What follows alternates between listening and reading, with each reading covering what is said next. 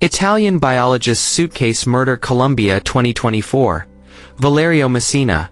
When a mangrove fisherman discovered a suitcase floating just off the shores of Isla Barú, Colombia, on March 14, 2024, he thought it might be filled with contraband. What he didn't expect was the dismembered body of a respected Italian biologist. And what investigators would find next would unravel a web so twisted, it pointed to something far darker than murder. Stay with us, because this is not just a crime. It's a global mystery that may never be solved. Before we begin today's story, please let us know where you are viewing from. Please remember to subscribe if you like this video. Valerio Messina was 41, a promising scientist from Naples, working in Bogotá on a groundbreaking biotech project with implications for pharmaceuticals, renewable energy, and even military use. His research focused on genetically modified fungi with potential neurological applications, something that had the attention of both the academic elite and high-powered private investors. In early 2024, Valerio traveled to Cartagena, claiming he had a meeting with an anonymous donor who had expressed urgent interest in funding the final phase of his research. He booked 3 nights at a seaside boutique hotel, known for its discretion and high-end clientele. Valerio checked in. Within 48 hours, he was dead. His body, found folded into a suitcase, limbs severed with surgical precision, was missing his laptop, lab notes, and one highly encrypted portable hard drive rumored to contain the only complete blueprint of his latest experiment, a modified fungal strain codenamed F53 Helix. Authorities launched an investigation, but nothing about the crime made sense. Valerio's hotel room was pristine. No signs of a struggle.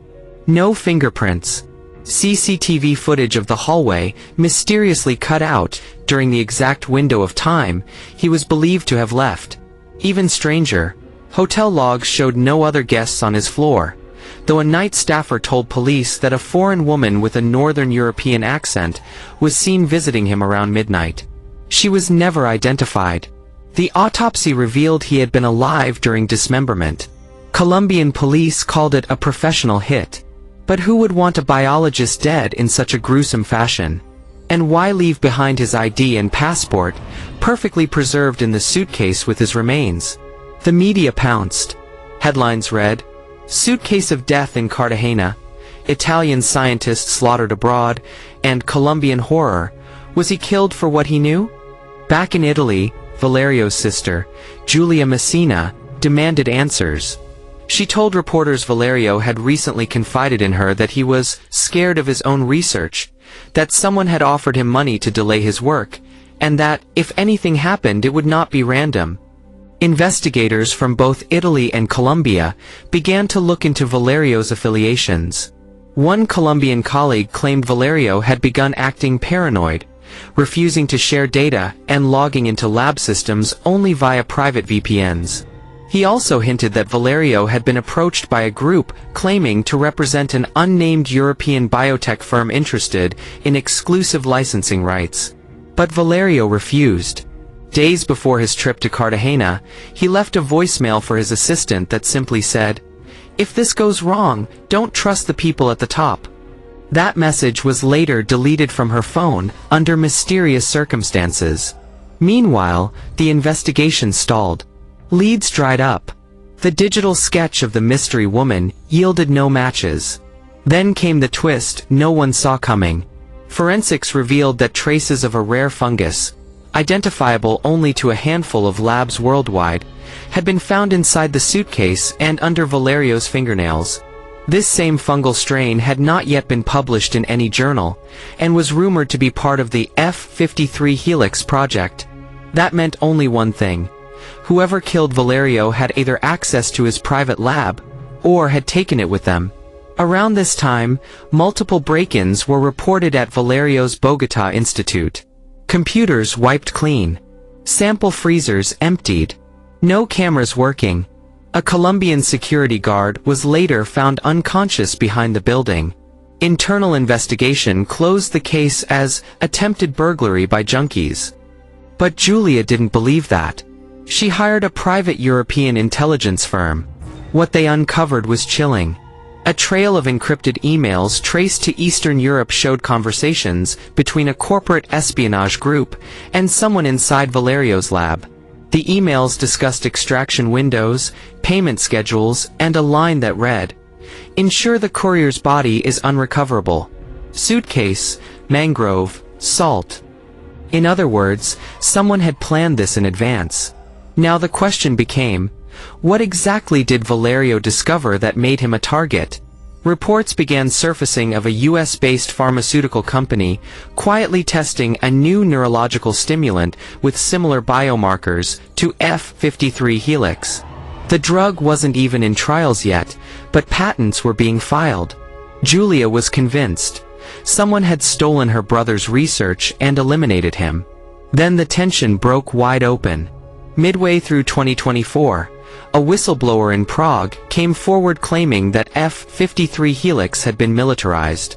According to his statement, the fungus Valerio engineered could influence cognitive function, potentially enhancing memory, reflex, and learning speed when delivered via nanospore inhalation. The potential military applications were enormous, creating soldiers who could learn complex battle strategy or new languages in days. But the side effects were terrifying. Hallucinations, psychotic breaks, and organ collapse with prolonged exposure. The Prague whistleblower claimed Valerio had pulled away from the project when he learned this was its true direction, and that's when he became expendable. But before this testimony could be verified, the whistleblower died in a car explosion ruled an accident. By now, independent journalists, scientists, and true crime investigators were swarming the story. Theories multiplied. Was Valerio murdered by biotech mercenaries? Silenced by a state-backed operation? Or killed by someone close to him who knew just how valuable his mind was? A retired Colombian detective told a podcast, "This wasn't just a murder. This was an extraction. A silencing. This man was dissected not just for what he discovered, but for what he refused to give up." As if to underline this, new documents leaked in August 2024 revealed that Valerio had filed for a global patent on a substance matching the F53 helix formula just days before his death, using an offshore attorney firm in Malta. The filing was never completed. It vanished from the system 3 days after his body was found. Authorities claimed it was a technical glitch, but skeptics said otherwise. The most intense moment came when Julia Messina held a press conference in Rome. With tears in her eyes, she revealed that Valerio had mailed her a package the day before leaving for Cartagena. Inside were pages of encrypted handwritten notes, a USB key, and a letter that read, "If I disappear, this is why." The USB was corrupted, the notes unintelligible. But the letter confirmed what many feared. Valerio knew he was going to die. He just didn't know when. And he tried to leave a breadcrumb trail. Today, the Italian biologist Suitcase murder remains unsolved. But it's no longer just a story about a dead scientist. It's about silenced genius, hidden technology, greed wrapped in a lab coat. The kind of mystery that reminds us just how dark the pursuit of progress can become. Somewhere out there, someone holds the truth. Someone profited. Someone walks free. And Valerio Messina remains a haunting symbol of what happens when discovery becomes too dangerous.